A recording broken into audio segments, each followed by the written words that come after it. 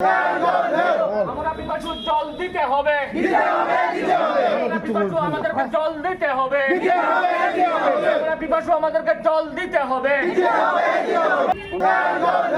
আমরা পিপাসু জল দিতে হবে, পিপাসু আমাদেরকে জল দিতে হবে, আমরা পিপাসু আমাদেরকে জল দিতে হবে।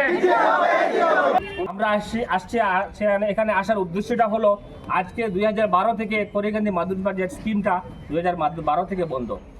সরকার বাহাদুর প্রত্যেকটা টিভিতে মোবাইলে আমরা দেখতে পাই একটাই স্লোগান দেয়, হর ঘর জল। কিন্তু দেখা যাচ্ছে আমাদের মাদুরপাড় স্কিমের ক্ষেত্রে অন্যত্র।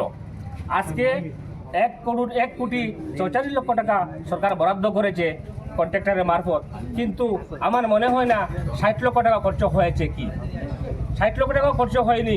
তার উপর যে আমাদের আজকে পর্যন্ত ওই স্কিমে পলক পর্যন্ত লাগানো হয়নি। আজকে পর্যন্ত একটা বিন্দু জল পাইলে জনসাধারণ মানুষ অতিশপ্ত হয়ে আজকে বের হয়েছে কলসি হাতে নিয়ে।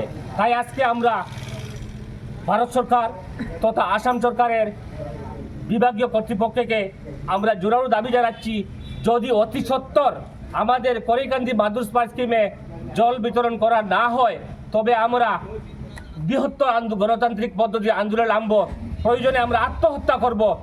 আমরা আমাদের এই দাবি থেকে এক বিন্দু পিছপা হব না। আমাদের জল লাগবে, জল চাই, জল দে, জল চাই, জল দে।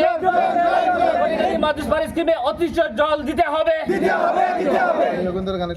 আমাদের আরেকটা কথা আছে, আমাদের প্রাক্তন জিপি সভাপতি রাজা টিলার মোহাম্মদ ইউনুস উদ্দিন সাহেব, ওনার বাড়িতে কমসে কম 150টা কানেকশন আছে, কিন্তু জানি না নিহিত কারণ কি আছে।